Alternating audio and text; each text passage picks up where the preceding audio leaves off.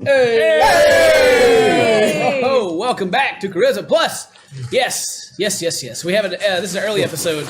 We usually don't play on Thursdays, but I'll be gone this weekend, and we got a whole bunch of story stuff we've been going through. We want to get through it, so don't forget. And so, first thing, of course, we're gonna look at your fan art. What stuff you guys sent us? Yes. Yeah. The best part of the whole thing. Oh, yeah. So first, from the last episode, this is how someone felt.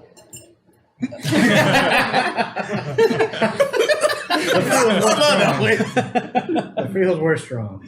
And then here from also the last episode, here's a picture of Bump. That's like the best, man. That's the screenshot. It's sad too. Thanks, Genki. Thank you, Genki, for that one. That was all Genki. Perfect time. That's how you felt this time, too. You love suffering and dying. Thank you. Let's see. We got some Raynor here. Oh. Who are you?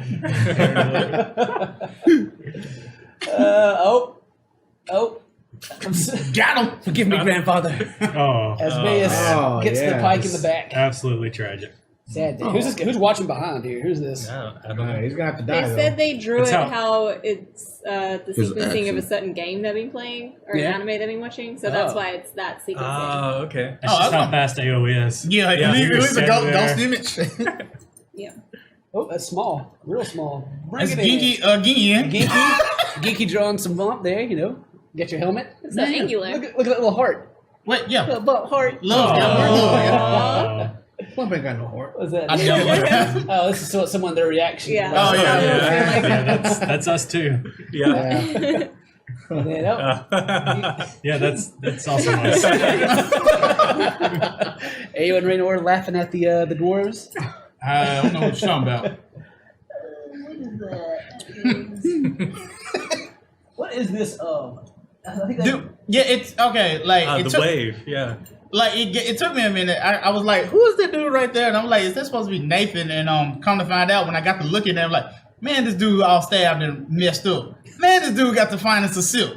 Oh, that's awesome! That's me. Then he was like flexing, and then you got the twinkle from the princess, and then you zoom in on she flexing on him, like, she's yeah, flexing the window up there. yeah, she's flexing, yeah. okay. Let me see that flex. What's that? Where's she? Okay.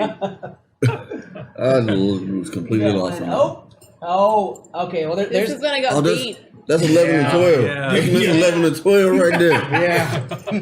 We don't remember by To be name. honest, Just even in miss the 11 drawing, I can to still see the booty from the back. so you got Belle down there like, and then she's up here like, first place, Atura. There you go. Man, that girl. All I remember, Still. the only thing I remember is missed 11 and 12. That's it. Flawless. It was 10 and 11. She's got the stats written right there. Was it 10 Oh, and yeah, 11? it's a 10 to 11. I could have sworn it was 11 and 12. Oh, yeah. Oh, yeah. It's okay. It's When okay. you said 11 in the back, you about lost your mind. Yeah. Yeah. I have to roll out my chair right now. I think this is just a meme thing someone put in there, and it looks kind of like me. So I thought I'd put it in there. It's like when the DM rolls him bad, your character gets hit and just slowly looks up at you. He's just like, That is a damn, Kenny bro. That's Kenny right there. Yeah. They look at them stats. It's like, damn, girl. So fine. This is yeah. that's the gift you gave Belle for her birthday. Yeah. you know? Yeah. Yeah. And then we got Ezekiel, yo. I actually like that one, yo. that's pretty cool. Yeah. It's not Ezekiel, by the way. It's Zedekiel. Ezekiel. So it's a little inverted, but still, it's really cool. I like that. It's awesome. Yeah. I mean, look at that. There's even an axe down there. Axe and wings. And Is that your axe? Well, you saying I need to go get it? It looks like a light to me, like a torch. It's got light coming Yes. out of it. Yeah. Yeah, torch on the other end of it, yo. Yeah. Oh, what is this? So cute. This is a fan comforting you, I think. Oh, I remember that thanks. tweet. Because you didn't have anybody. Oh, that was sad. Don't listen to them. You're perfect. You're perfect. Thanks, I guess. for a minute there, I thought that was a part of the craziness, and that was like me sitting there holding his head in the bathroom. It's high mode. That's cool. It's a salad. Let's get a Then salad. we got someone wearing a shirt. Hey. Hooray. Oh, yeah. I'm wearing mine today too. Look at that. Christmas Plus! Boom. Yeah. Tommy Yeah. Boxing Gym. Yeah. So if you have any fan art or anything you're working on, put it on Twitter, #Charisma Plus. We'll see it. If you have any interest in the shirts, they're down below this in the gear section on the very top. You can click on it, check it out on Amazon. And y'all, so man, a lot of stuff happened. A lot of heavy stuff last game. So to bring us in from the beginning of last episode, Ayo, you had pierced Veus with your nail and turned him into a thrall, basically for a day. At the end of which he would perish, and you learned some information. Did you anything that you appreciated learning from him? We learned about Zarini. She's Oh, part yeah. of the Thieves Guild. Yeah, your one true love. Yeah, that was a pretty big bombshell. We learned a little bit about the cleric. Had some theories about what she is. We knew that we learned that the Thieves Guild didn't hire the assassins that initially attacked the Hayes family. That's right. We learned that Veus was Ralph's younger brother, which is odd because he appeared as like an elderly man. We learned that Ralph and the cleric were working together not because he was being controlled, but because they have a similar goal. Right.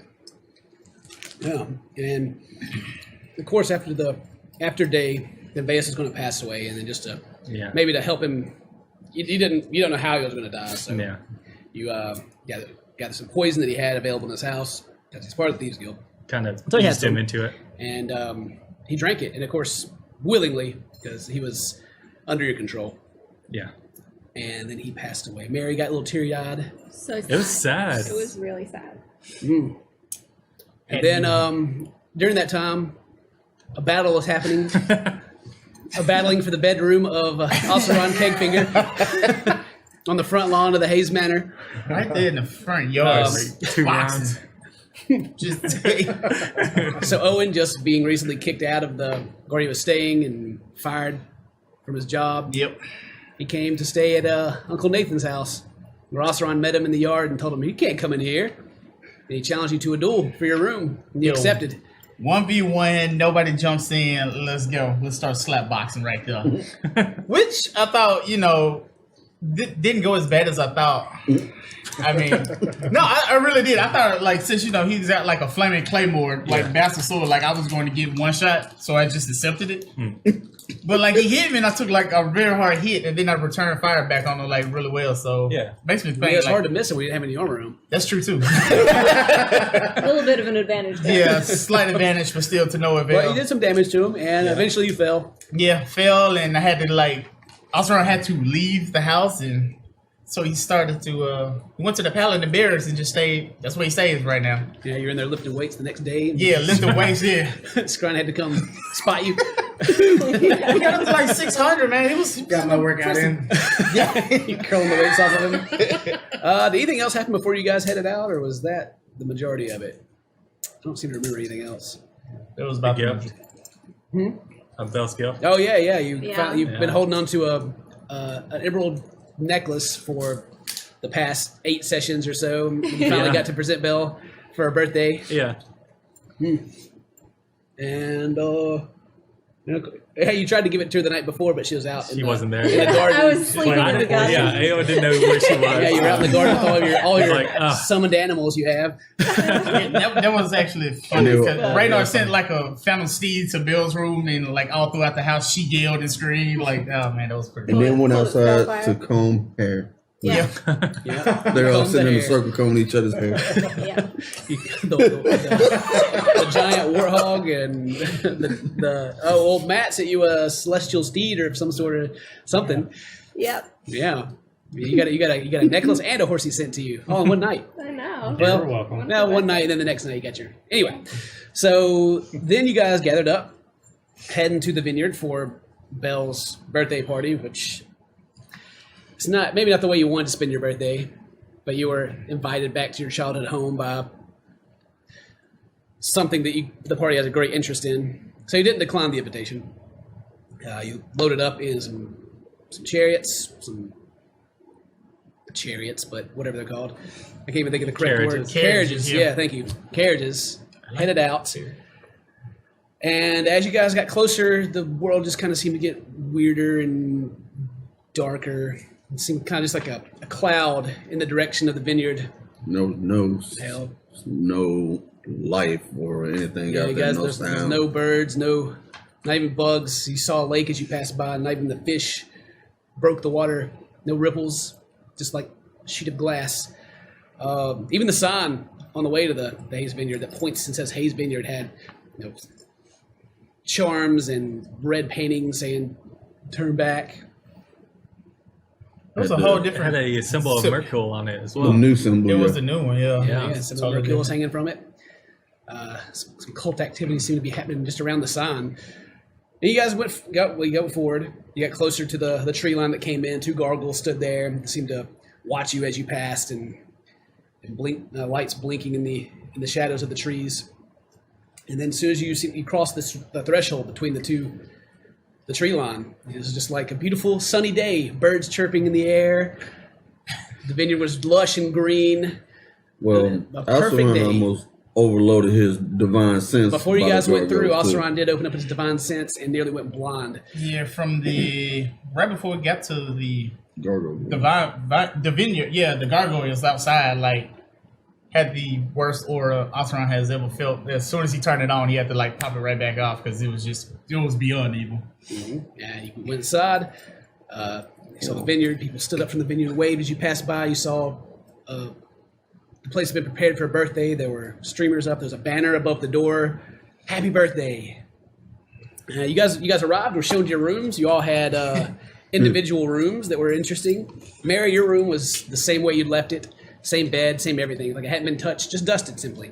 Yeah. Ao, you had a door that seemed to reflect a bit of the things that have happened in your life in the past few weeks. There was a crow door that you had to knock on 3 times to open. There were the shadows in the room seemed longer. There's a tree. It's like a mysterious feeling when you came in the room.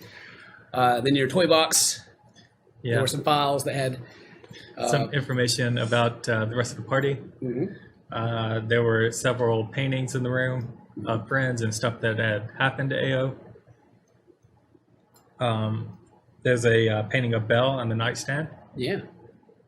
And inside the toy chest, there was the files and several toys. And also hidden in there was a flower that was given to AO from Belle. Yeah, the dried they out were young. flowers in a hidden compartment in the side. Yeah. And Raynor, you had the dragon room. Yep. All dragon. The door had yeah. the ring of a dragon. Dragon everything. You had a dragon bed, two rubies shimmering in the light. You even had a little nightstand that like cast a shadow of a dragon on the wall.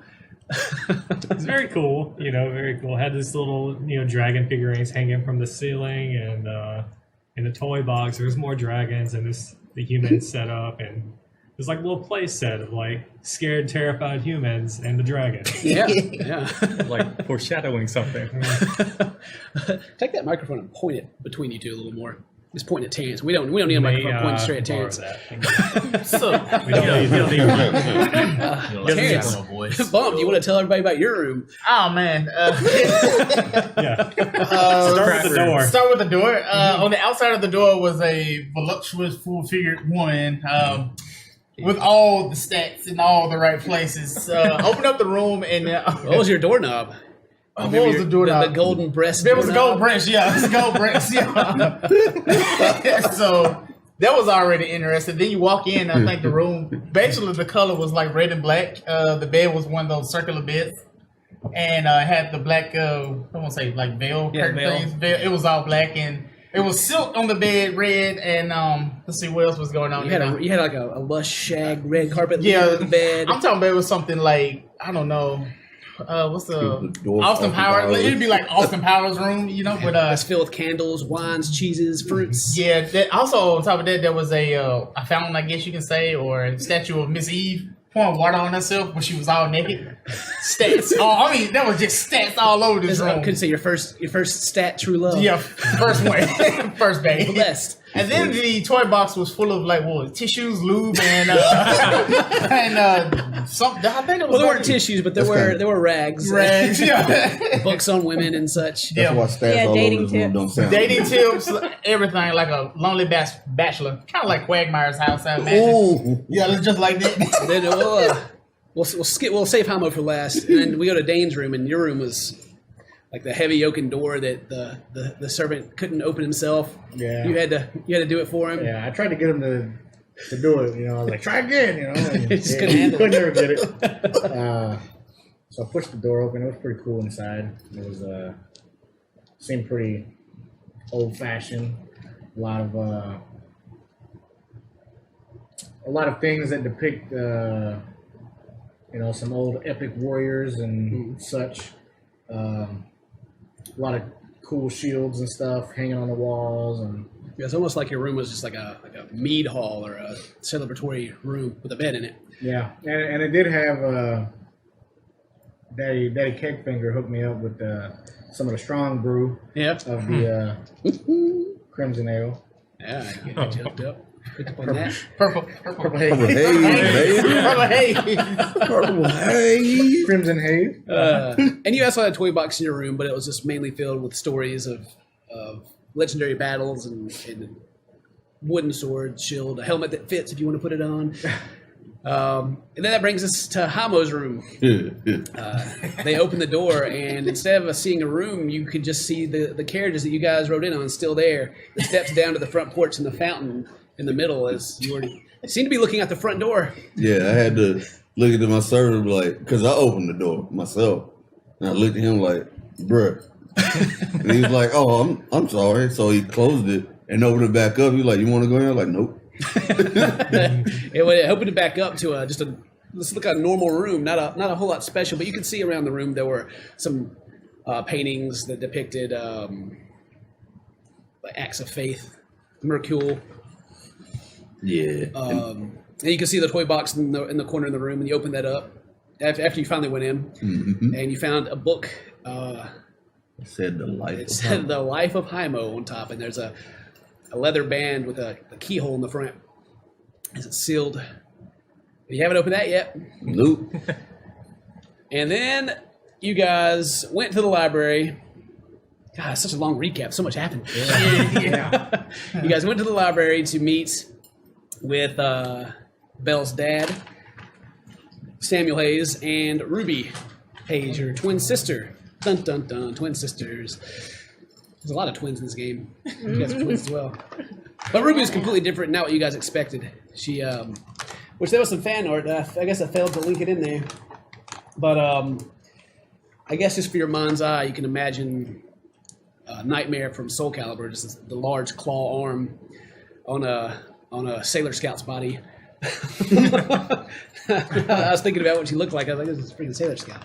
But like black, lots of black and red in her skirt and her top, and a large black cloak thrown over her gigantic claw and deformed arm. But she seemed happy to meet you guys. She's also got one of her eyes is red and almost like you can almost see smoke, a red haze coming off of it. Then you guys kind of awkwardly talked for a little bit. You could also sense her presence throughout the place, and it doesn't set well with your divine sense. She is all evil at this point. Alceron could not see any good in her. It was just evil, dark, black. Like, we need to stay away from it. And then after the long silence, good old Granddad Nicholas entered the room, and in a similar fashion to when you guys met him as children, you can feel like a presence emitting off of him, and it just seems to make him seem like a better person, maybe just someone that you would like, or almost like just a presence of royalty, just depending on how you look at it, but definitely a presence. And he talked to each one of you. He complimented you on different things, told you how fast and sneaky you looked, best at hide and seek. Belle grew up beautifully, of course. Raynor, he talked about your obvious dragon appearances. Asked you about how you've been coming along in your magic and studies. Oseram, It just busted you out for everything, really. Yeah, really good. You have Zedekiel floating above you, which the party can't see, as he seems to be in the ethereal plane, working his puppeteer fingers, but he could plainly see him, it seemed, and asked you what that was. What else did he say? Yeah, he asked to see your ring as well. The ring hand and had the claw on it, which he saw through like the armor and everything, and which I was shocked. I'm like, okay, this guy can see through everything on a whole nother Just level. knew that you're, instead of having a ring, it now taking it like grown over your whole finger and took a claw, similar to Ruby's arm. Yeah. It didn't seem to. He said that Hymo seemed familiar, but couldn't quite place him. And eventually, I think he believed he saw your ring and seemed to just kind of like realize something and be thinking to himself. But Yeah. he seemed to get excited about that. And then And I lied to him. Yeah. And Scrying, he talked about, you guys are looking tall, looking strong. And then after, that, he moved on to Miss Eve, which she was fairly harsh to. Basically accused her from going from Samuel, where she worked as a servant, basically like raised you guys. Then you guys were, kicked from the manor. And then went to Nathan Hayes' house, where she has now become engaged to him. And so he's like, you went from one son to the next. And then he also put her in charge of making sure that you guys stayed safe. And he didn't seem happy with how you guys showed up and possibly threatened her. As he was speaking to her, he seemed to grow anger, and the shadows in the room stretched and raised to the roofs. You could hear a distant rumble outside. And then he seemed to just kind of brush it off and be like, well, that's beyond your control anyway, I'm sure. And then you guys went down to the party. You guys went down the hill of the party. You saw your family members were there. People of the vineyard that work there were clapping and, yay, happy birthday. Two paladins showed up. Children that were also raised or born on the Hayes Vineyard. Leo and Albert, I believe. I don't have their names in It front of me. wasn't Albert. It wasn't Albert. Was it not Ethan? Ethan. There it is. Leo and Ethan. They rode up. Paladins of Helm. They had 4 other paladins with them, and they were not having any of it. They had deemed this place was strange and evil. They recalled that they had been back before, and their parents that were still there that rushed up to greet them before the parents didn't even recognize them or even acknowledge them. And they cut them down. Owen stepped up to try to stop them, as did some of the party. Scrying, you cut down one from his horse. Ao, you had stabbed another in the back, burning his eyes out of his head with green flame. Yeah. Owen Jack-o'-lantern. Owen slayed, or you did that to Ethan, I believe, and then Yeah. Owen slayed Leo. And the rest, the other 3 surviving paladins, immediately just turned and started heading the other way as they were outmatched. Nicholas stepped forward and laid hands on them. They seemed to be revived, but it was strange. The paladins didn't remember that they were here and that they were on a crusade to remove the evil from this place. They were happy to see their family. They hugged each other and went inside as if nothing happened. And then as they did, you could hear a scream in the distance, and Ao and Hymo noticed like a fog of red spray into the air. But what happened was just out of sight. So then you guys went inside, had some cake, had some fun, danced around, had some drinks. Yeah. Nicholas presented gifts to Ruby. He gave a new black cloak, as her other was in tatters. A very fancy crystal bottle of red liquid. And then Belle, you received an instrument, a bardic instrument, I sure did. magical item. Yep. I received sorry, I'm rewriting all my stuff, so it's all messy. A Knaith mandolin and a pretty headdress. You did get a jeweled headdress. Mm-hmm. It looks expensive. Yeah. And then his gift to the rest of the party. Love the quotation. Man. He presented you all with a gift which he called What you call it? he called the trial of truth, jokingly. Oh man, this is rough. Oh my god. Yeah. Let me get to my notes. There's so many freaking things. There it is. Oh my god. Let me drink this real quick. So, is it Xander or Zandin? Xander. Zandin's Jordan. Yeah. Okay. He called Xander to the front before UAO, and Xander presented you with a weapon. He told you that in the old days of the Elven community, the Elven Empire, maybe, that you guys were once known as royalty. Yeah. Presented you with the dagger as a sign of office and other, hope, as I think he believed he said, honor. And he went back to sit down, but Nicholas wouldn't let him sit. He told him that there was more and to stop wasting everybody's time. And so then you were told the story of your mother. And before, it was actually after the elves were freed in this world, since they were enslaved for almost 1,000 years, that the owners, or the whatever you want to call them, the people your parents were bound to, didn't free them. And they hid the fact that they didn't do so for a couple of years. You were born, and word had gotten around that they were keeping elves as servants against their will. And so the paladins were come to, free you. And to avoid a hefty fine, they decided they'd just rather kill you and hide the bodies. So your parents fled, baby Ao in arms.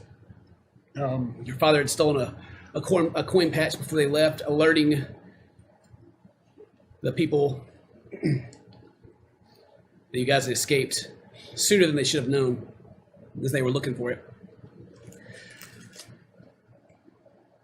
So they caught up to you guys, and your dad talked your mother into sacrificing herself to give you guys more time to get away. Instead of doing it himself, he used his name of nobility to try to just make her believe that she wasn't worth as much as him and his son were. Yeah. She did stay back. But of course, that wasn't the reason she stayed back. She stayed back because she loved you. Right. And if she wouldn't have done that, then you all three would have been caught and slain. Which eventually he found the Hayes Vineyard and employment. And you guys grew up with Ao. Little Ao having no idea this happened. And then he went to sit down again, but Nicholas still wouldn't let him sit. And then finally Fenrir confessed to stealing from the Hayes family for years, but with good intentions of sending you off to a proper school in the now free world for elves. He didn't bring the money with him. Nicholas scoffed at him for that and presented the coin pouch himself. And then Fenrir took it and handed it to you. And then he moved on to Oseron and Scran. Which Daddy Kegfinger bolstered his chest out and took the floor. Like a proud man. Yep. And Strong. gave what had led to the Cakefingers being exiled from the mountains in the Dwarven community years ago, long before you were even born. You were once known as Titanbeards, and his just a silly plan to save the family from bankruptcy of stealing a recipe of brew and trying to play it off as his own. And of course they caught on easily. Yeah. And then just to save the family from any more discredit or dishonor, he attempted to have the other family killed. Of course, that was stopped. They were caught. The entire Cakefinger family, Titanbeard family, was exiled. And he announced how proud he was of his boys. And then he came to the vineyard and he watered down the same brew that he had stolen to produce the Crimson Haze, what the family is, famous for. And he waited, for Nicholas to let them sit. And he just stood there staring. And it seemed that your mother had a secret. Oh man, that's secret. That's secret. It's like some Jerry Springer, Lord Maury Povich came out and announced that Daddy Cakefinger was not, in fact, the father of these two boys that were tall for dwarves and seemed to not resemble their father at all. Not very much. I mean, black hair, he had brown hair. It's kind of similar, but even like just the eye and the nose was obviously different. But, as children, you didn't know that, and you haven't seen him in a long time, though it's not like you could have put it together. But the Hayes family had held a banquet for one up-and-coming arena combatant coming into fame named Marcellus. After a couple of drinks, he took interest in Mama Cakefinger, and then months later, twins were born. Yep. Out of wedlock. And what happened to Marcellus, Dane? Years later. Well, I met him in the arena. You guys met at the arena held by the Emperor? Yeah, in the finals. He was a great warrior, and like father, like son. At the time, the Emperor said there needed to be. He wanted someone to die. He did want someone to die, and I didn't want that to be me. So I killed Marcellus, my father. You slayed him. I mean, and dropped the boat on him. You guys you did drop the boat on him. I mean, you guys have your dwarven appearances are so heavy that how would you have known? There's no way you could have known. Wouldn't have known. Didn't think none of that. And but like father, like son, you took interest in the arena. Marcellus is actually even your hero. Yeah. And it was an honor for you to meet him in the arena, and then you defeated him and dropped the boat on him. Celebrate. Only to learn a few days later the truth. But you're also having a statue of him built outside of the arena that you now own. Smaller than yours, though. It is a little. It is going to be a little smaller than mine, but. Oh my god. Maybe it won't be finished by the time we get back, so I'll have some say-so in that. And then he moved on to Raynor and called forward Samuel and Nathan Hayes, who are not related to you, as the two previous have been parents. And they told you that you were hatched to have a dragon egg. And it kind of makes sense with how you look now. You're like mostly like you're almost a dragon. What is there a dragon born in this game or dragonkin? Dragonborn. I thought it was Dragonkin. Dragonborn. He's a dragonborn. Yeah, I mean you were half elf, half human. Then of course when you got roasted by the dragon that came through town. When you regenerated like scales, a tail. You were. I wouldn't say half dragon. I'd say it's more 90% dragon. Like only seemed like your face remained really. But they attested to that. They've had this egg in the family for a long time. There were two. One is lost, which you guys suspect that the dragon that you met previously taken that egg. But they warmed up your egg to hatch you. They went through a lot to inject the egg with the blood of humans and elves and soak the egg in it for you to be born the way you are. I don't have the dragon's name, who is your father, in front of me. Chambrios, I believe? Yeah, that was it. Chambrios, the defender of the elven people before the humans showed up. And then Nicholas was like, but why? Why would they do this? Which then he kept them in front of everyone and moved on to Belle and Ruby. Where then they explained how you guys were all part of a ritual. Huzzah! Yeah. They did very specific things, and they said that they didn't have everything they needed. So they improvise. They waited until a time of year when the stars aligned the same way that when the spell was cast, when the veil between worlds was the thinnest. And they even sacrificed Belle and Ruby's mother, and Nathan's wife, and attached their souls to the seal of the door to weaken the seal even more. And leading up to you guys being able to open the door 13 years ago. Mm-hmm. And then Nathan, it kind of took a turn as Nathan began to question Nicholas. Nathan claimed that there was no records of Nathan being trapped down underneath the house, or Nicholas being trapped underneath the house. There was no records of how the spell worked, anything. And so he questioned, how did they know? Why can he remember back before their father even told him the story of Nicholas being in the crypt, that he can remember that Nicholas is down there? He claims that Sam isn't even a mage, doesn't even know how to cast magic, but yet can cast a complicated blood magic, trapping a soul to a door. A spell that he's not even too sure how they know. And after some questions, Nicholas dismissed them and took the floor and seems to have a smile of pride and almost as he dares you as he spins around and bows slightly and tells you to ask whatever you'd like to ask him.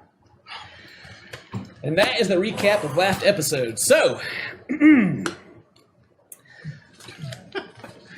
I'll just put these two together. There it is. Oh, man. As you were sitting there, you guys are looking down. Nicholas has left the spot upon the stage where you guys are sitting and stands with his hand out, bowing slightly with a daring grin on his face. You look around the room. Everyone is dead silent. Nicholas and Sam retake their seats. Miss Eve seems off-put by what they said about his previous wife, as she was under the impression that he'd never been married before.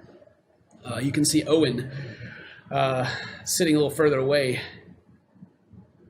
His knuckles white as he has two fists made, and he's just staring down at his plate.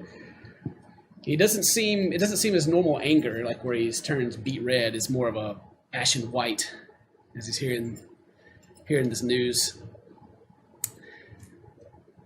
Samuel's looking down in shame, and Nathan has a fixed scowl as he is staring, listening very intently to anything that Nicholas has to say.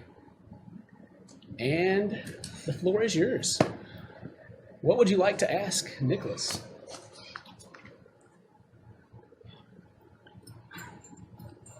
Belle continues eating her cake.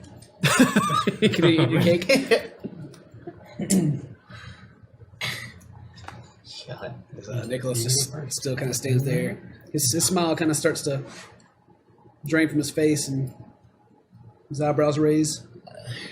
So, Nicholas, we're all part of a ritual or wait, prophecy? What is this? Well, there's not really a prophecy, I would say. It's more of how to explain it. Look, you're going to think I'm just this terrible bad guy. But and he seems to just kind of rub his face for a long time now, I have been pulling the strings here and there around this place in hopes that the day 13 years ago would come.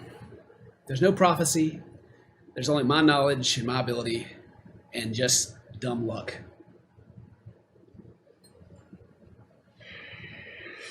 Did you know Namasha?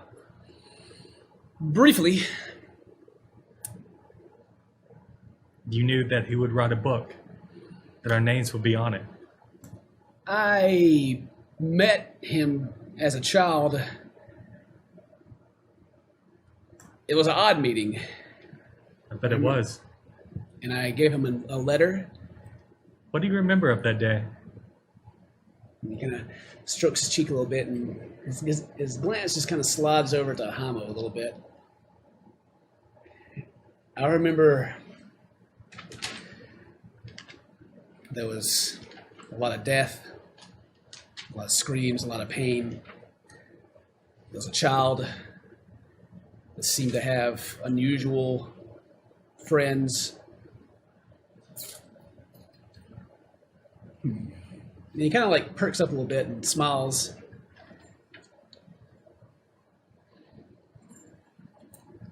Were you alone? Me? No. Definitely not.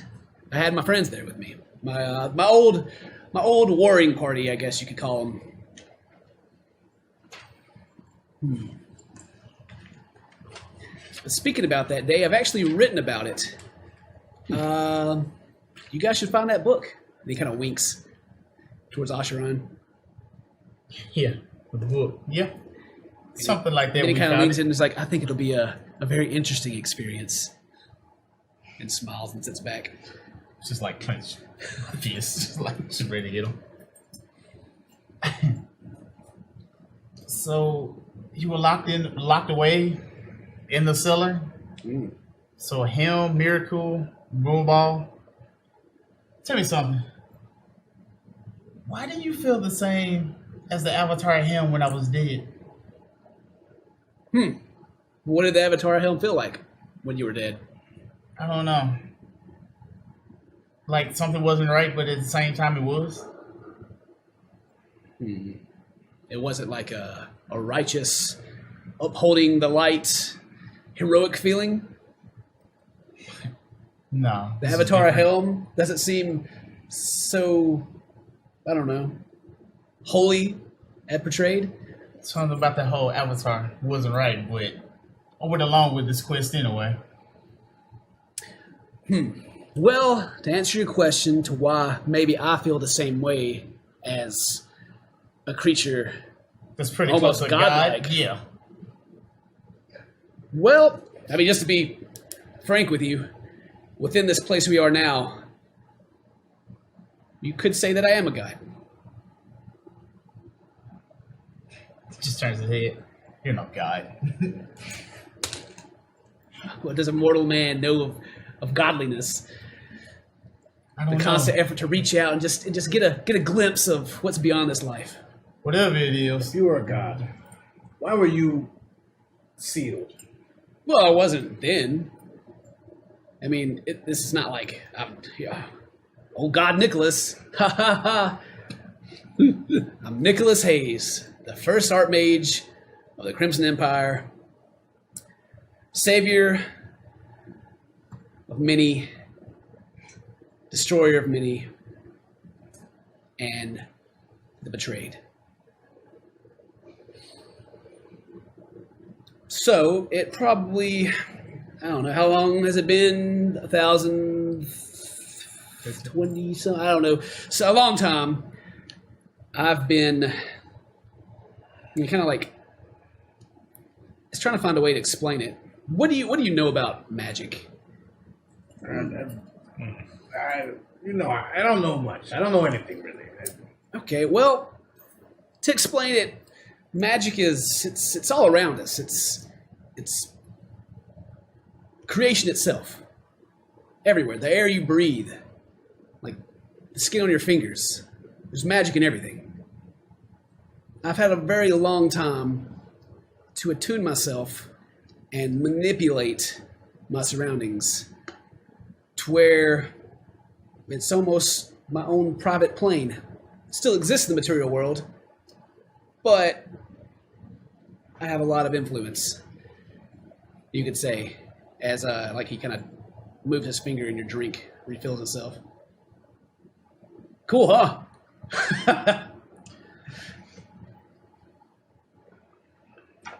So, if they're a part of the prophecy, how did I end up in this whole thing? Why do I look familiar to you? Yeah, that's a good question, isn't it?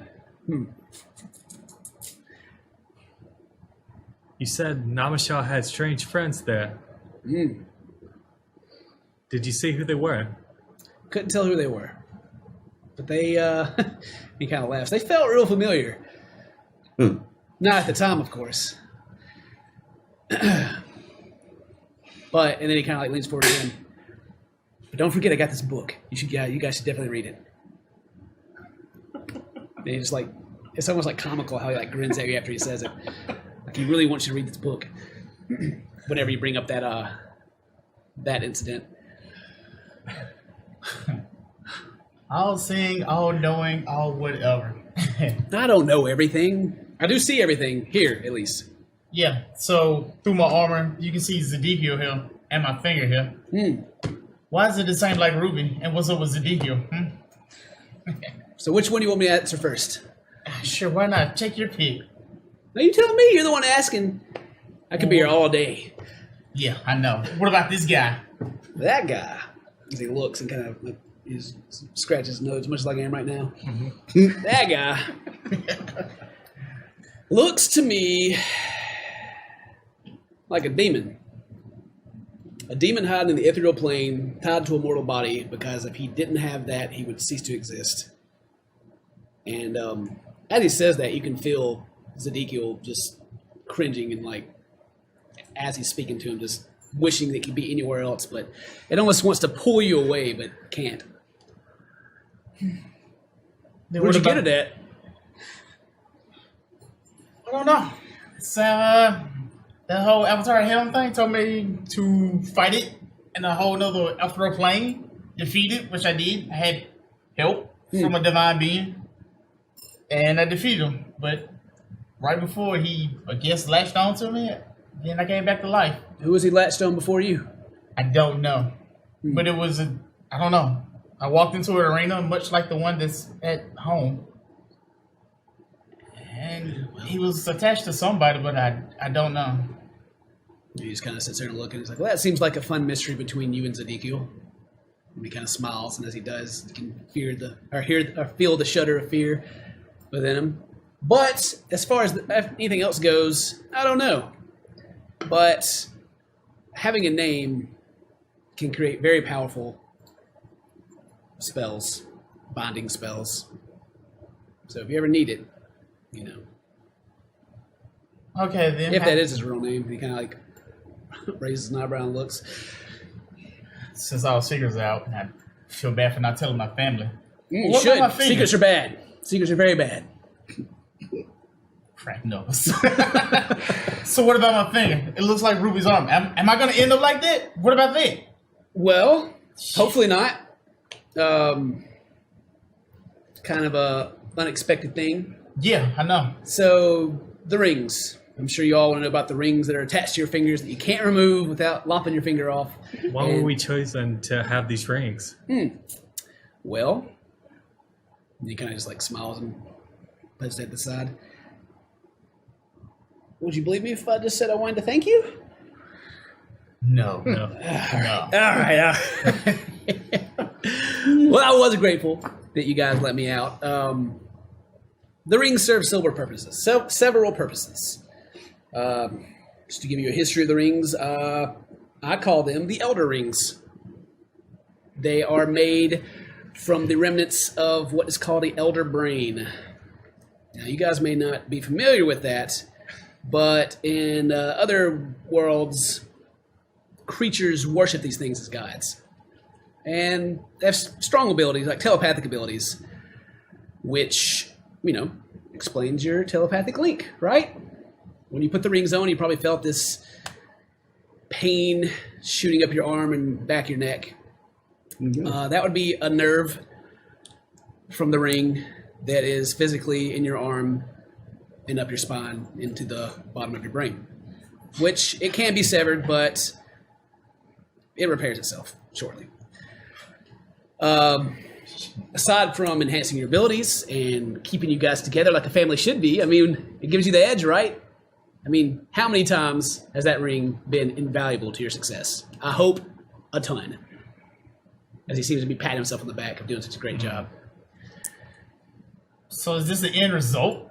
What the ring does? Well, aside from those few perks, it's also intended to keep your soul from wandering when you perish. He kind of like slaps his hand a little bit. The world outside of this one, well, it's not working quite as it should. maybe you guys have noticed there's spirits, bodies that rise. Just seems the dead doesn't want to stay dead anymore. So, when you pass, your spirit will enter the ring so that either I can find you, a resurrection will work correctly so that your spirit's not lost. But from the time that you spend anchored to this world, the ring feeds and grows. And I had no way of knowing this. I don't think it poses any threat. I mean, look at Ruby. She's fine. And Ruby's kind of just sits there silently staring forward. But you would have to be dead for about a month or so, right, Ruby, for it to come out like that? And she kind of nods her head. So, yeah. So you mean to tell me when my sister ran away from us, she died at the age of 13? Why is she still 13? And he looks back at Ruby as if, like, is it okay? And she nods her head. Ruby, after I sent her away, she stayed away for a few years, and then she came back. She was muddy, a little bloody, tears in her eyes, begging to stay. Of course, I wanted to turn her away, but she refused to let me. But at that time, this place was still very dangerous. I told her she wouldn't be able to stay with me. I'd have to take her back or take her somewhere else, and of course she refused still. And I couldn't bring myself to do to her what I had done to the rest of the family. So I explored options. I mean, maybe it's something I said, but she told me that she always wanted to be my little granddaughter and that she wanted to be stronger to help Grandpa Nicholas out. So I went back into the lab, found the blood of a very old and very pure vampire that had been sealed away in my lab. And I don't know if you know how vampirism works. It corrupts your spirit. You become quite the inverse of what she was before, and I didn't want to lose her. So I removed her spirit from her body into the ring. We moved forward, with her permission, of course, to transform her body using the curse, the good parts of the curse, keeping her spirit protected, as not be corrupted. It took longer than I thought it would. It's a month and 13 days. I was finally able to rejoin her soul into her body. And this is what we have. I cut off the link between her ring and yours because I didn't want more of you showing up. I mean, I love you to death, but at the time, I felt like I could protect one of you, and probably not even well, because she can protect herself now. But also to protect you guys from any kind of gestures at her arm. If you guys were still linked to that, I'm pretty sure you would lose all free will. As it grows stronger. You can kind of take where that would take. That would lead. You guys would just be mindless Ruby lovers if I hadn't done that. But she doesn't seem to regret it. I do regret the Elder Ring reacted the way it did, but we're happy. I know it's not the answer you want, but again, it wasn't your choice. It was hers. As Ruby, she looks down as she doesn't want to look at any of you in the eyes. And probably not the best way to handle it, really, in hindsight, but it's very useful.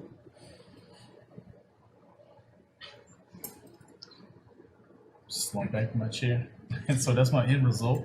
To end up like that. Hopefully not.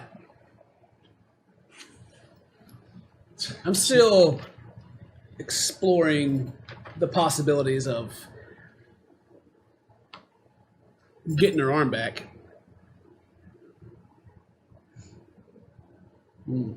But it's quite attached to her now.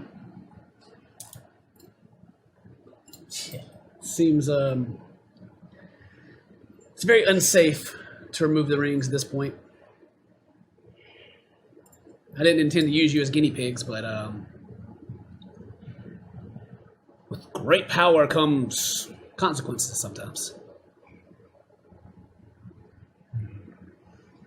He kind of holds his hand out. I know that's not a good answer. It's a terrible thing. If you had the choice or known, or if I had even known how it would end up, I probably wouldn't have given them to you.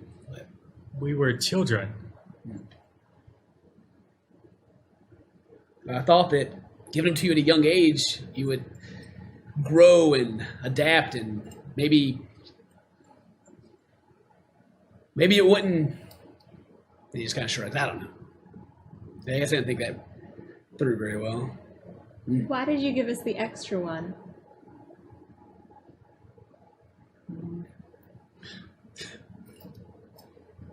You guys don't need it. How did you know that, though? Did you guide Namasha? I mean, I just gave him a letter. I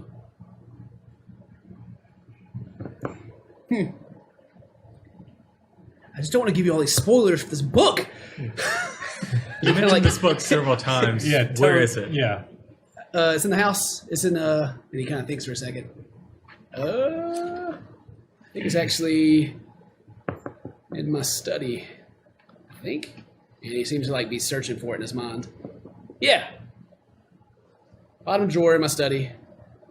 Left hand side, bottom drawer, under some papers. Yep. You said these. You gave us the rings and all of this to protect us. Protect us from what? Well, I was mentioning spirits and the world being not what it should be. After death, your spirit leaves your body, goes to the afterlife, wherever that may be. With the absence of our fantastic gods in this world, spirits don't really seem to have any direction when they pass. That was the primary thing I was trying to protect you from, as you could become something quite evil. There's things out there that feed on lost souls. You could travel to another plane and we'd never find you. That was the intent. So you brought us all together to get you out of the seal that you were stuck in. Oh, you were already here. And now we have the rings that keep us together still. What do you have planned? Okay, your bug. Planned? What makes you think I have a plan? Seems like a lot of work for a prophecy or experiment to work. My plan's already in motion. What does that look? You think I have a sinister, evil plan? Yeah. Says the paladin, of course.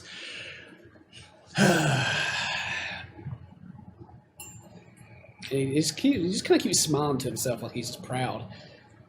I do have a question. I came into this a little later than everybody else. Yeah. And when they first gave me the ring, I put it on. Nothing happened. Mm-hmm. So why did mine get activated later and who did it? Well, there's only one person that can activate that ring, and you're looking at him. Got to wake him up, kind of. Got to know how to tickle it just right.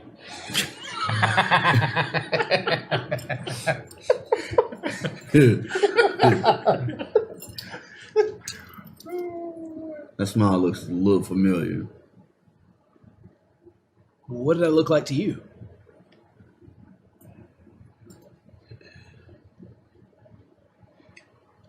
It was. Think back and you're reminded of the world as being like enveloped in this wind and like a shadow-like figure with like pointed claw hands and a staff with a red eye on top of it and just like jagged jack-o'-lantern teeth looking down on you. To be honest, it looked evil to me. Wasn't a pleasant sight. Was a good guy. Maybe so, but Doubtful. I mean, you know, it's up for interpretation by the author, of course. That was okay. You guys got the note, right? You did a good job. But, so you were asking about the master plan. And it just, like, he goes back to that. Like, he wants to go back to that. You can see him, like, beaming with pride. Where you stand right now is the last pillar keeping this world from falling into shadow. Just imagine it. Just imagine you have, and he just kind of takes his hand. You have the material plane. You got like the Feywild up here, and then you got dirty shadow place down here, right? It's the Shadowfell. You ever heard of that? Yeah. It mirrors our world, right? And between that, the ether, where your homie right here is, where your friend is staying. So every year, it's like a cycle. Our world just dips lower and dips lower, and it kind of comes back up. But it never comes quite back to where it was before. And the next year, it dips lower and dips lower and dips lower. It comes back up. Still not quite to where it used to be. Like, even the air in this world feels a lot drearier than it used to. I thought you was gonna say dank. It feels real dank. So, I have, with my knowledge of magic, produced a pillar that as this world dips down, it holds this world up. This plane. And goes back up. And it's been going, 400 or 500 years, I guess. But over time, it gets weaker. And I gotta refuel it. But without it, we wouldn't even exist anymore. Everything you know, wiped out, gone. Can you imagine two realities just coming together? What would happen? Yeah, sounds like a bad time, but there had to be a time before that Yeah, there was. that the worlds weren't colliding. Two realms, two planes. Yeah, So in other words, someone made it happen like that. they did. Would you like to know who? Yeah.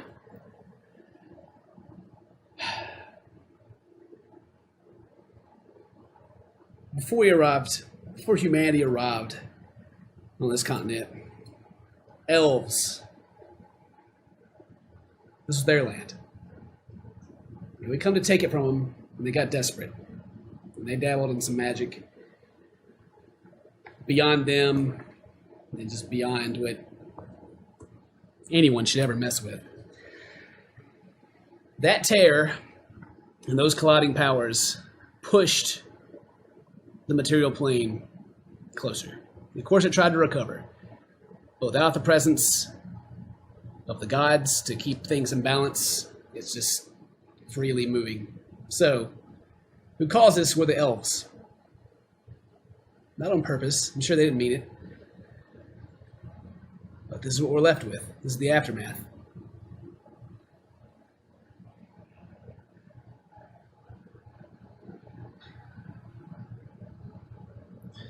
I mean, it wasn't just some simple cast one spell. This was a powerful magic. Many lives were sacrificed to this magic. Over a long period, well, I guess weeks. Over a period of time. And then, from the other side, there was pressure added. Things just didn't quite hold up like they should. And who's going to fix it? I don't know how to fix it. Do you know how to fix it?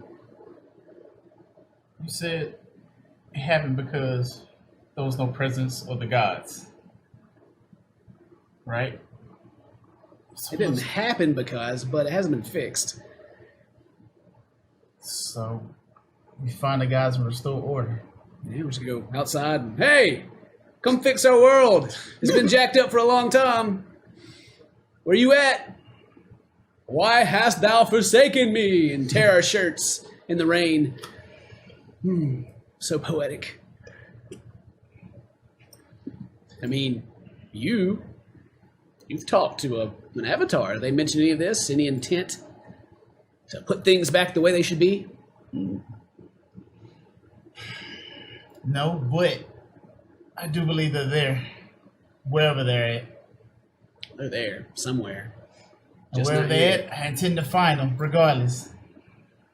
He kind of like gives you a thumbs up, like, all right, go get him. How do you refuel your pillar? Another answer you guys aren't going to like very much. Necessary. But there is almost an endless fuel spread all over this plane. Spirits have nowhere to go. I put them to work. Need more detail than that? So is that when you brought the paladin that was slain back to give him a job and add more fuel to your pillar?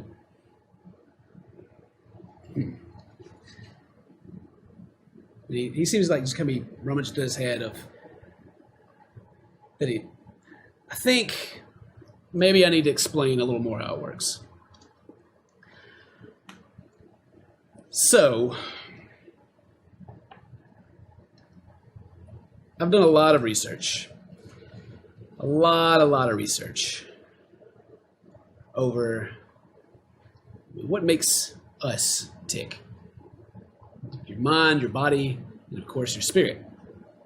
This energy, or it can be. It's not limitless, but it is a strong creation magic. Right? Mm-hmm. So, with a little fancy, smancy magic ways, I'm able to manipulate these in ways for my benefit, for your benefit, for the whole world's benefit, as it still exists. I mean, I could leave them alone, and they could just wander around, being useless, coming back, killing people, making more spirits. So, I take them, gather them up, as I've done for years and years. Much easier now, by the way, now that I'm not sealed away. And just imagine just this gigantic tornado of screaming souls that come to a point, pierce through the veil, and every now and then that little tip touches in the next world, and they lift us back up. And they seem happy doing it. I mean, I've had no complaints. They seem to understand whenever I commune with them. I wouldn't force them to do it. I mean, of course, you got the ones, why should I do this? Lazy spirits. And he kind of bends forward. Does any of that make sense to any of you guys? Is that what you did with our parents? No, I did not. No, but when I was released, I assumed that people were going to come, guns blazing. Oh no, Nicholas, he's been sealed away. He took the elf side. Kill him. And so, I gathered energy. I brought them into one being with me and prepared for a fight. The fight never came. And regrettably, you guys have visited the vineyard since, and you weren't recognized, of course, by anyone here. That's my fault. I apologize. I just didn't think it was. Time. I wasn't sure that it'd be safe here. And now it feels pretty safe. As he's talking, Owen stands up and storms towards the front door. And Nathan Nicholas kind of looks to the side as he's walking. He's like, "It's okay, Owen. Just go out, and let some steam off. It'll be all right. Hey, things will get better. I promise." And Owen ignores him, just like slings the door open, and closes it behind him and storms away. Whew. Man, it feels really good to get all this off my chest. Anything else? So, all this talk of books. In my room, there was a book that is locked. It says The Life of Hammer. It's kind of weird that you would have a book of my life. Well, I didn't bring it here. I didn't make it. You have Ruby to thank for that. As he gestures to Ruby, and she kind of like sheepishly like looks over and smiles a little bit. Huh. Why would she have it? Maybe you should ask her. Ruby, why do you have a book of the life of me? And she kind of looks like shocked as you ask her, and like her eyes are searching.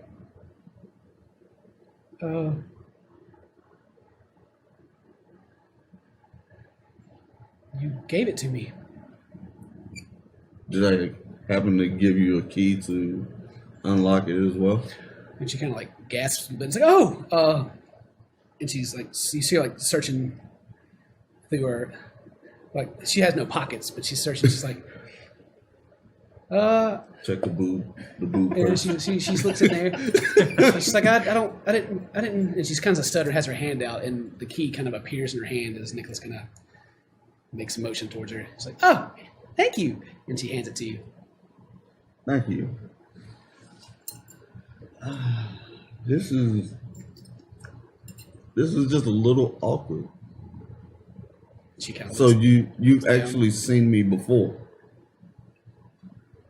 yeah.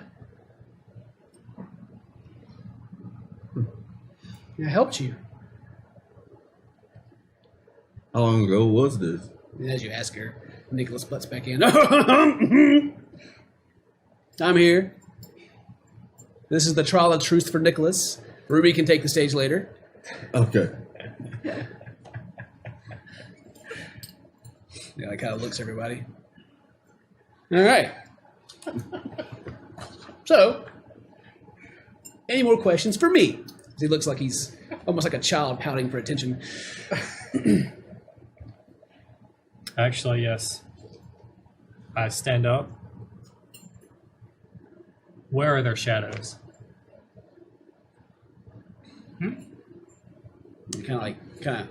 His eyes kind of dart over and look back at you. And the way the room is lit, you can't actually see like where anybody's shadow would be anyway. You see like the shadow of the table kind of coming through the wall. And he's like, What do you mean where everybody? Where's your shadow? Where's your shadow? What? You know what I mean. Fine. Their shadows are. He kind of like peeks outside, tending the fields. As he kind of peers from the window, and he's kind of looking oddly.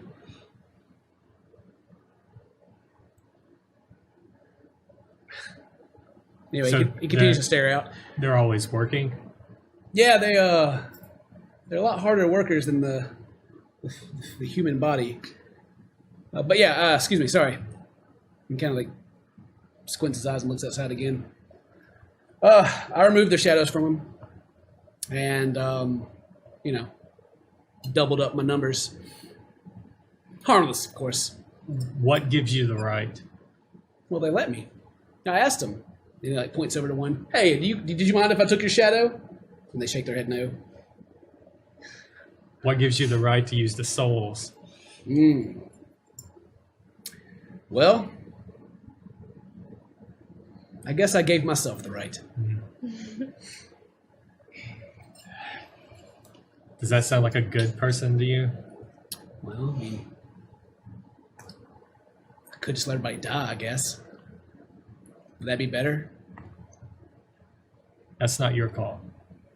I guess the God's call, wherever the fuck they are. Because he kind of yells at the sky. I just get a little bit mad when he says that, just making a mockery. Just look at him like intently, like you're ready to like punch someone. He in the kind of holds face. his hand up and he's like, good and evil. Where does that notion come from? I mean, gods are like primordial forces who probably have no concept of what good and evil is. A man-made idea. Animals. A father looking to pass on his seed kills the babies of the mother and reproduces with her. Human standards, evil. Do we stop them in nature from doing this? No, we don't. What gives them the right?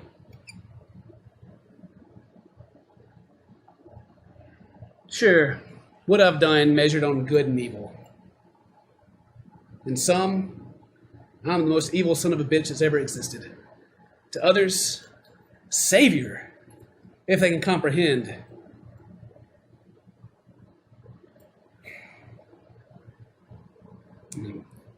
Sorry, I didn't mean to sound rude, but it's not a lot of people that appreciate what I've done. But I'm not one for bragging to random people. It kind of raises an eyebrow to the side. Well, with as much time as you had to think about it, I'm sure you warped it into some kind of good. A greater good, I hope, in the end. I guess the ends justify the means, right? And he kind of smiles to himself, almost trying to reassure what he said. Nicholas, you speak a lot of gods. I read somewhere that the symbols of these gods have changed. What do you know of that?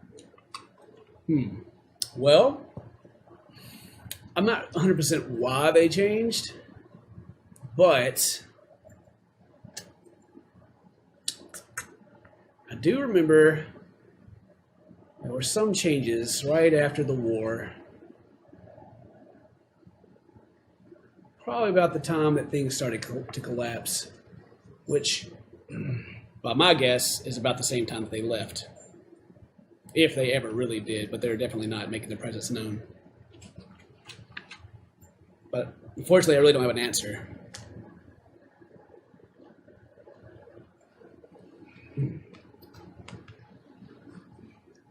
Do you think it's a curse on this land that the elves keep rising this time of year? Well, the elves, they're more attuned to the magic than any other race in this world, so a curse to the living, yes. Revenge for them, mostly, I'm sure. I don't think they enjoy the idea of the humans that enslaved and butchered their families as living peacefully on their land. Much like you've enslaved these souls to do your bidding? They can leave whenever they would like. I can manipulate them. I can't completely control them.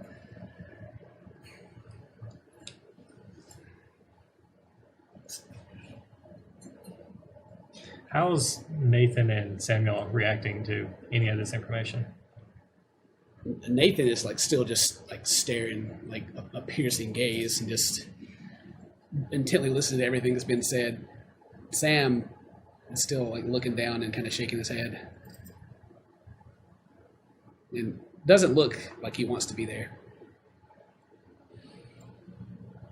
I know this is all fancy, end of the world kind of talk, and I mean it is, and it has been for a very long time, but it's not right now. It's a happy time, celebration, happy birthday. Is there any more questions? How much longer do you think we have before your pillar breaks? Well, every cycle, it moves more violently. And I can continue to pump more power into it. But eventually, at the rate that it's going, it's going to pierce the next world. And there will be nothing to separate no matter what I do. Make it wider, doesn't matter. It's planar existence is not as physical as you think it is. But just imagine like a spike going through something. and then it'll just keep going. But how long until that happens? He kind of like looks like he doesn't want to say. A few years. Okay. Nicholas, whether it's because of the rings you've given us or whatever the reason, we have become very capable. He smiles and shakes his head. And he agrees. Grow up to be very powerful. I'm very proud of you. What can we do to save the world? I've been asking myself that question for a long time. And he kind of sighs heavily.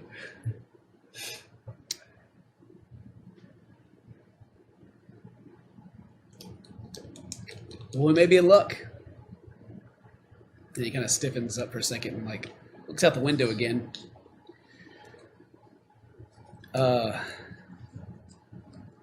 And he just stops. He just like he looks down at the ground and like doesn't move. His hands are to the side, and like his confused look starts to turn into like shock and worry.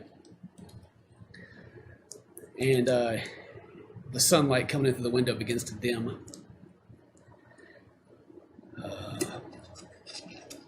Something's wrong. And he turns and he goes towards the door and he puts a hand on it. And he turns back to you, all of you. Come on, kids. Come with me. Everybody else, stay in here. Do not leave this room, no matter what. And he seems to wait to see if you guys are going to follow or not. Follow. I look out the window. You look out the window. Yes. What you see outside the window is it looks like the vineyard, the vines are beginning to wither.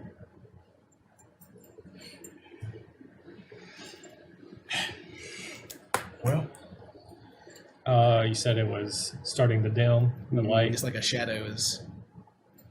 You can look up and you can see that there's soft rolling clouds, but they're very gray, almost like it's going to What rain. it had looked kind of like what we came through before we got to the vineyard.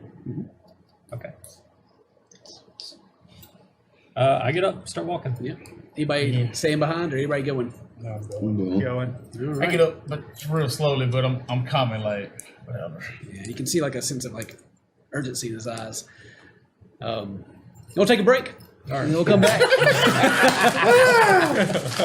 right. We'll take a quick break and we'll get back to it. Give us about 5-10 minutes and we'll keep on playing. See you in a don't bit. go anywhere. Hey! Welcome back. Thank you for being patient for our break. Hey. Before the break, man, you guys have been talking to Nicholas, learning all kinds of crazy things. What he's been up to. Bump, how do you feel about what he's been up to? Using souls of all beings, spirits as he likes to call them, because souls are just so cliche. He is trying to prove his point that he's doing good, but I think he is full of shit. Yeah, You gonna come out and say it? you don't believe his torrent of bodiless spirits I believe keeping that. the planes from colliding and I believe ceasing that, to but I exist? think he had something to do with it. Oh, you think he did it? Yeah, something. He's trying to clean up his own mess. Something, yeah. He's just fucking it up. Well, right before the break, you guys were asking him questions. He seemed to kind of be worried and stop, like something's happening that you guys are unaware of. And he went to the door, asked you guys to follow him, told everybody else to stay put, and everyone's following. Correct? Yep. Yeah. Okay. The door is there's two double doors, ways up against, and he pushes them open and steps through. As he opens the door, you guys see that you're on the front. It opens up to the front porch of the mansion, overlooking the fountain, much like your room did earlier.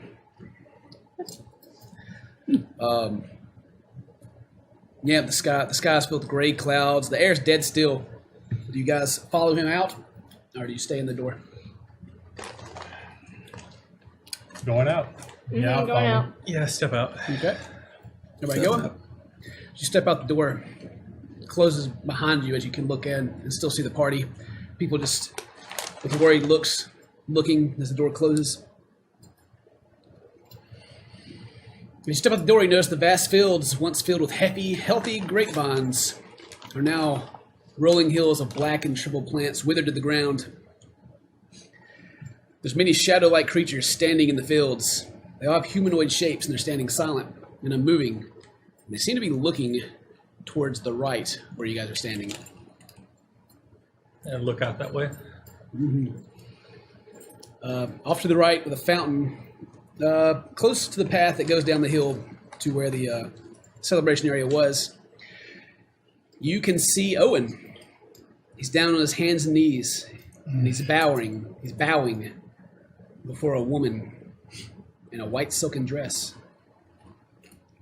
Her hair is long and black, her skin porcelain, but her features seem elven, as you can see her ears come to a point. And other than... Does this woman look familiar? You haven't seen her. Not familiar to you. Okay. Everything's silent. You don't hear, again, like when you guys arrived. There's no bugs, no birds. Not even wind. What is she doing? She's standing before him, looking down. Nicholas steps echo against the stone, and he steps towards them. As he steps, you notice that the echoes of his boots on the ground are kind of replaced with like a dull rumble. And then everything goes completely silent as you all feel a warm trickle run down your neck.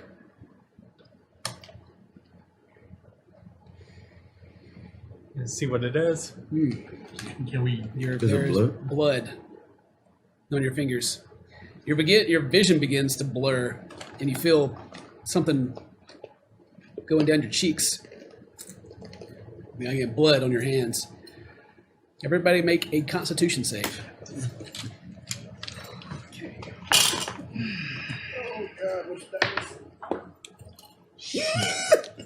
6. 17. Do we get the bonus from him?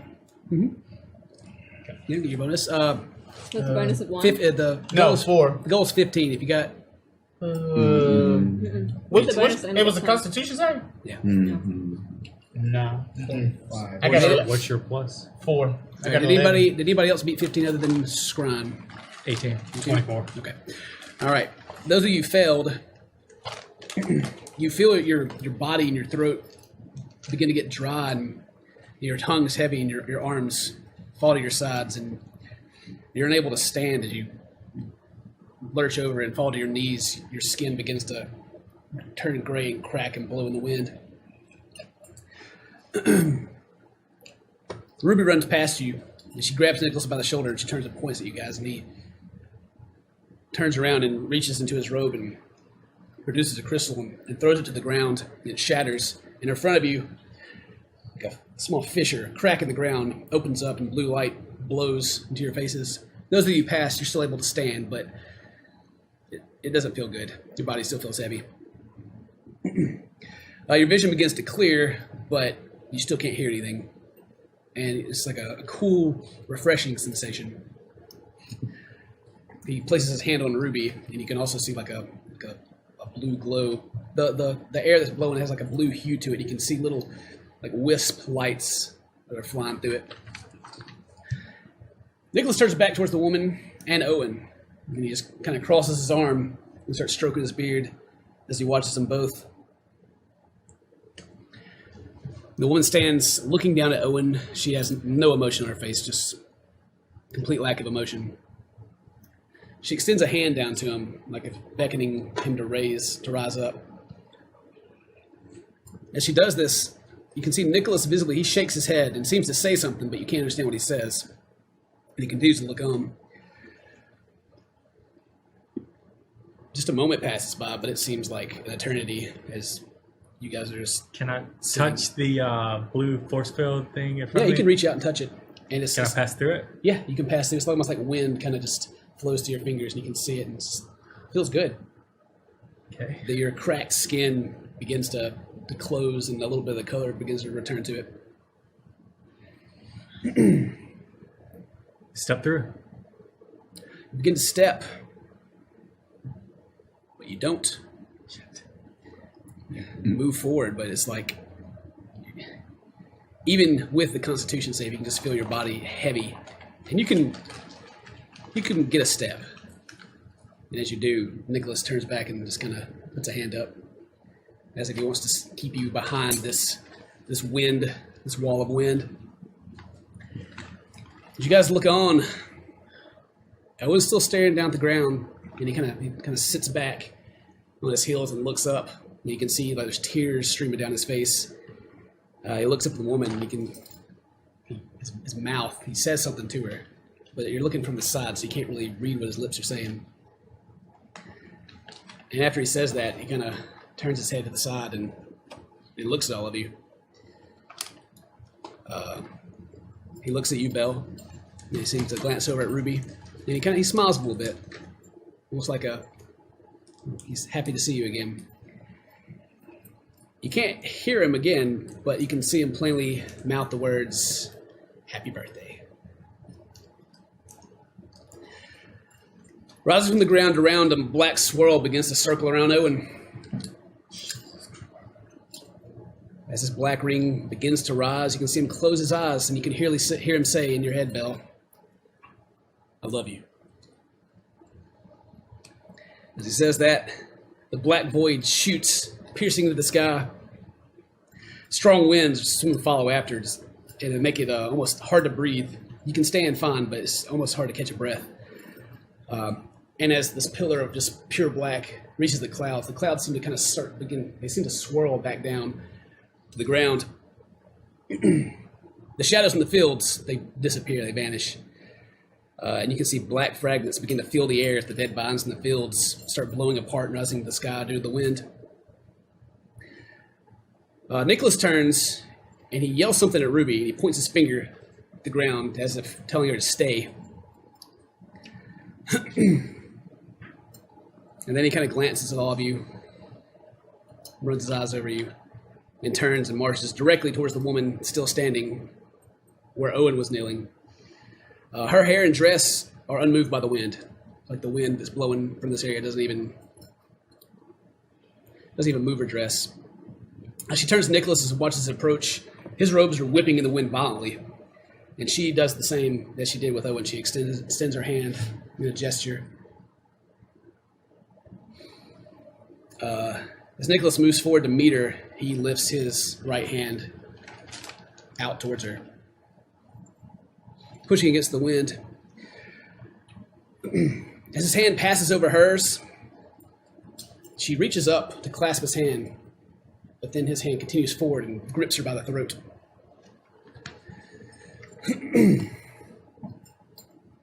Her face is still complete void of all emotion as she stares back into him.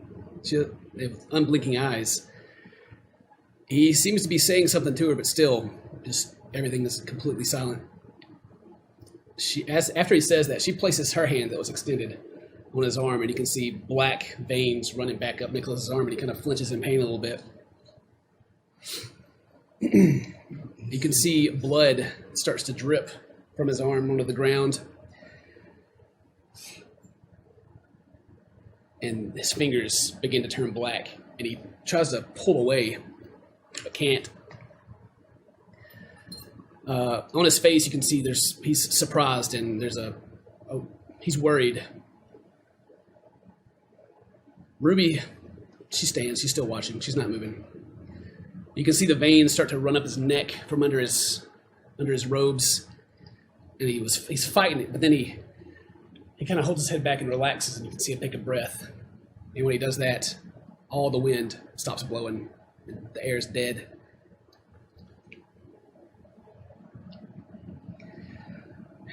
As he's got her, he reaches up with his other hand and grabs her by the throat, and you can see the look of madness and like some warped joy overtake him as he has this grin on his face. And you think you can see his skin spins and a slit opens, and a third eye on his forehead stares at her.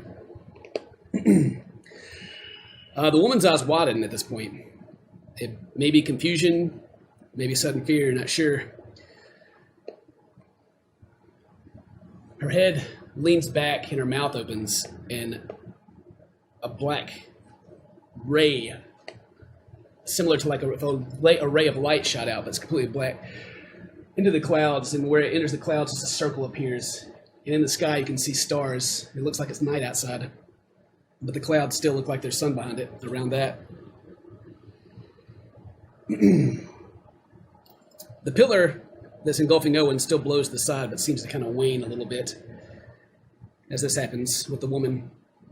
Ruby, who was standing beside you, very quickly rushes up, and she stands between Nicholas, who still has the woman in his grasp, and the pillar of the swirling blackened cloud where Owen was. She raises her claw into the air, and as she does, you see a sword pierce through this blackened void, and she catches it in the air. As she does that, you can almost feel the impact in the ground as the ground cracks a little bit. The void that was surrounding him blows away. Now, you don't see Owen standing there. Something completely different. There's a knight towering over 7 feet tall, clad in black plate. Horns that come from his chest piece curl out in front of the shoulder pads, the shoulder plates. Spikes that kind of remind you of like a barbed thorn plant around the edges. And under a helmet, which has thick, curled ram horns in the side, a faceplate of a skull hides his face. You can also see, like in the eye holes, 2 red, burning eyes seem to be gazing down at Ruby.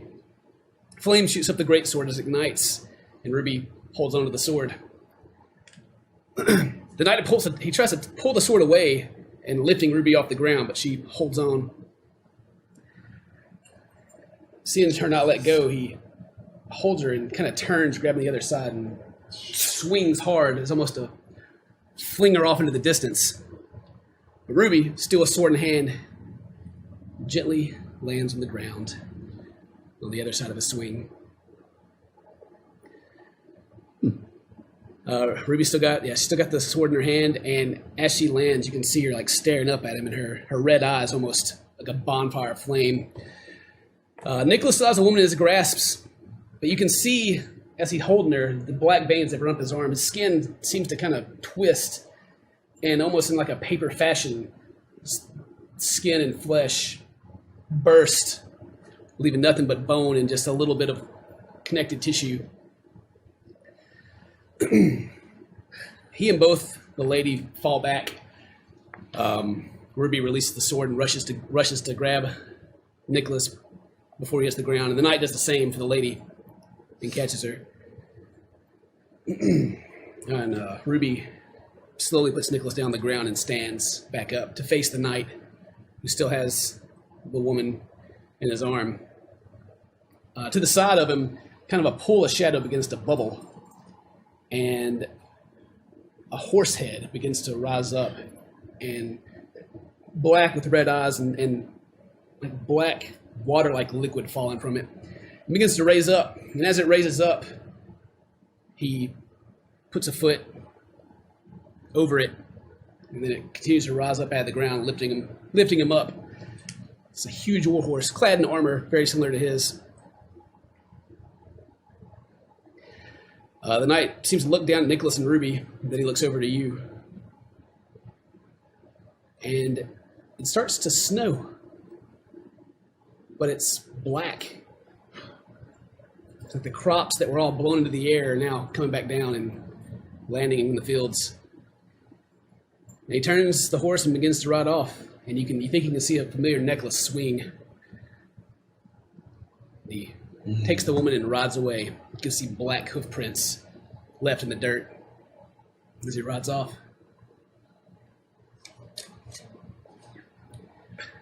And suddenly, you can breathe again, and you can feel life start to flow back into you. It stays cloudy, but you begin to hear again as this wind that's been blown over you continues to blow. It seems to be healing you.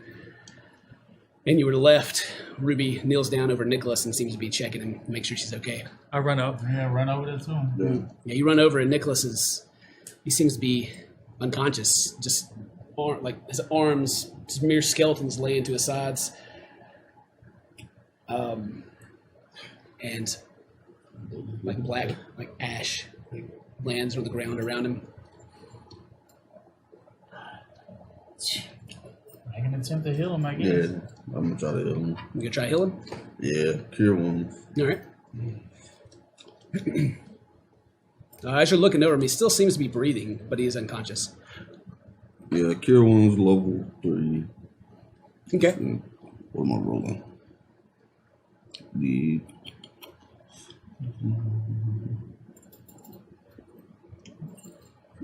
2d8.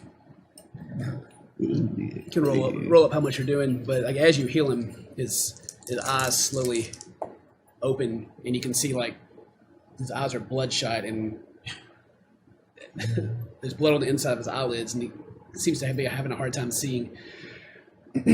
I'm just gonna try to lay on hands and put out 30 into him. You gonna try to heal him up? Yeah. The Yeah, I direction hit him. that Owen and the elfin lady went, can we still see them? You can see them in the distance. They're a pretty good bit away, but they're rotting back in the way you guys came in, up over the hill. You can see the trees in the distance, but you can't see the gargoyles over the hill. But he's right in that direction.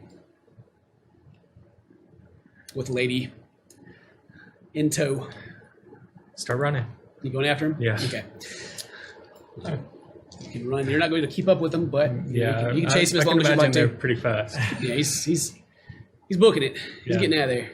I just want to see where they're going. Okay. I try to. 23 to Nicholas. 23. And the 30 that I tried to heal him with lay on hands was like it was mine. All right. By the way, everybody roll whatever your hit die is. Roll 2 of those.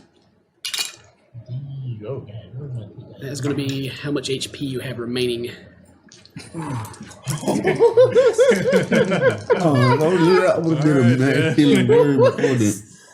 You gotta be fucking kidding me. Oh, really? No, 2. 58. 2. Well, the ones those of you major Constitution save, you can get 1 more. You get 3.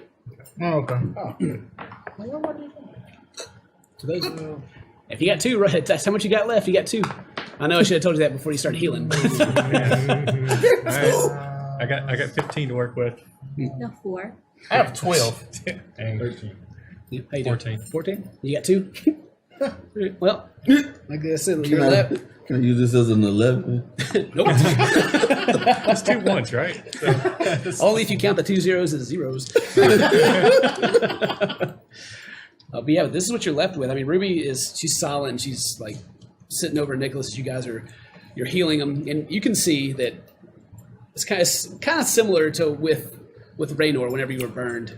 Like you can see the healing's working, but it's not just miraculously regenerating him. But he opens his eyes and you can see how like bloodshot they are. Oh, water. As he asks for a drink. I'll run back to the door Mhm. and try to find some water at the party. Okay, yeah. You open the door, you go back into the manor, and Crowder is actually sitting there at the front door, and he's, oh, Water now. yes, sir. And he gets up and he runs off, and yeah, it'll be a few moments. He'll come back with a he'll have the whole plate out. He'll have like some cups on there with some water. God, I just grabbed the whole thing and ran. So you can see him. He like fills it up and he like starts preparing cups on the No, silver dish. here. All right, you run it back out. Everyone's still sitting around or laying around. And I have 4 health. I'm laying on the ground. Yeah, I mean it was a very taxing. Like even though it's over, you can feel like your body is just like drained. like the life was being sucked from your body, literally. And even with them gone, it's still dark and it's still snowing. It's still like a snow. yeah. The basically the dried dead plants are still snowing from the sky, and it's the gray cloudiness because it's about still after midday. It's about 1 p.m. It's like a cloudy day at 1 p.m. Okay, I stand over and cast Prestidigitation and try to clear up the space. Okay, yeah. You can wipe away the blood and even the soot. And he kind of like opens his mouth a little bit, like he's like, oh. He sees you have the water. That's how your souls feel. You can like almost kind of see like a cracked smile on And his then I pour face, some water down on it. and he kind of as he swallows deeply, like as if he's so dehydrated, and like you can see like his arms move, like he's trying to reach up towards it, but there's nothing there for him to reach up and grab with. And Ruby reaches over and she like offers to take it from you, and Yeah. she like slows it down and kind of lets him sip a little bit. And yeah, you guys are left. He's him and Ruby are sitting there. You're chasing after them. You can see down the hill from where you guys are that people are starting to, or well, you see Nathan. He's kind of peeking outside a little bit, looking around. So you see nobody else leave How much time has passed since since all that? Since they left? since they left. Yeah. Oh, just not much, like a minute. Okay. I'm gonna cast Phantom Steed. All right, cast it up. All right. This huge horse appears out of pretty much off the ground, nowhere, Yeah. and I mount it, Mhm. and I take off. All right, you take off in that same direction you've seen him going. Yes. Let's see. So you chase him over the hill. There's the tree line. Ayo, you'd be able to see as they left the tree line. He turns to. Let's see where you guys at. To the left. Seems to be going off to the left side, and that is the direction. The only things in that direction are open plains and also Pearl Reach. If he goes in a southerly direction, but you're able. You ride forward. You lose sight of him after he turns, but you're able to catch up to Ao. I throw my hand out. All right, he offers to give you a ride. Take his hand and kind of slide my way up. All right, let's make an acrobatics check.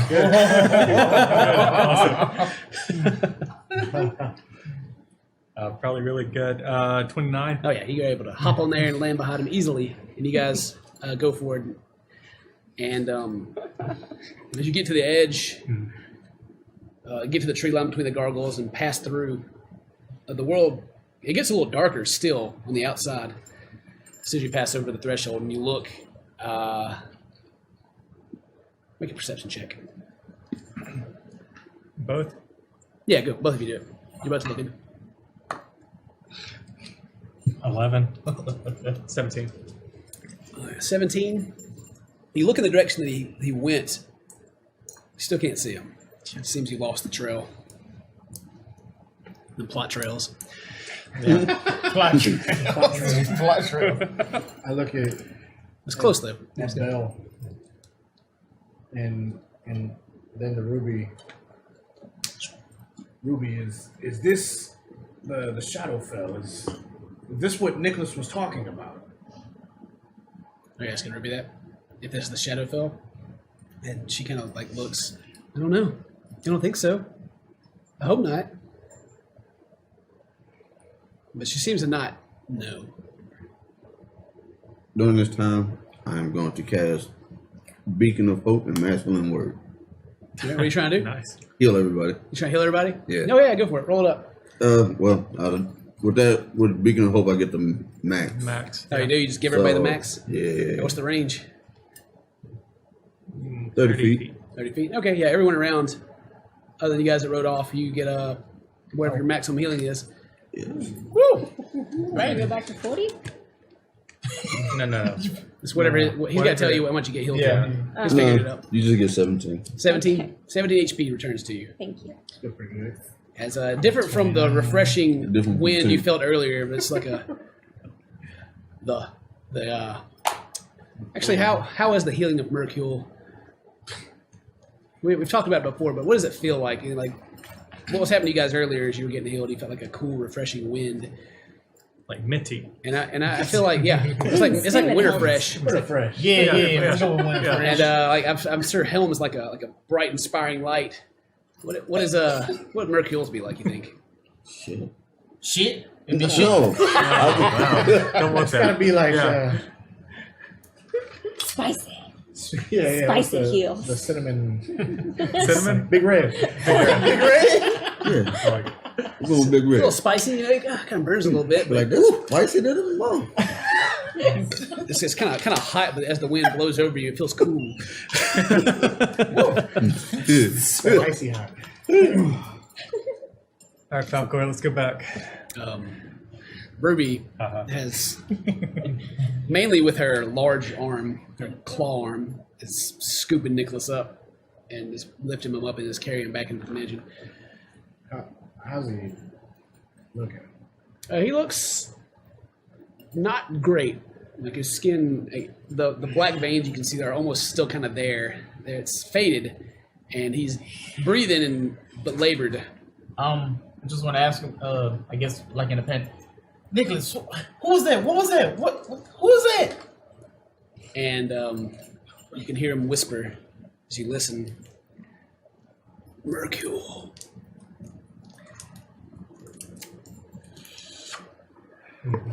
I just begin to. Your boy just kind of look off. And that's actually we're going to pause for tonight. Oh man, yeah. Oh man! Oh, not like this. Oh, not like this. I know those cliffhangers, but you know Not like it's a this. weekday. People got to work in the morning. I got to be up at like 6 to go catch a flight or whatever. Yeah. Yeah. So thank you guys very much for watching. I hope you enjoyed it. Come back for the exciting not conclusion. It won't be this weekend. It'll be Saturday the 4th. after the 4th. Yeah, it'll be November the 4th. November 4th we'll be back, and we will keep on going. So thank you guys very much for watching. We'll see you next time. Until then, stay charismatic, my friends.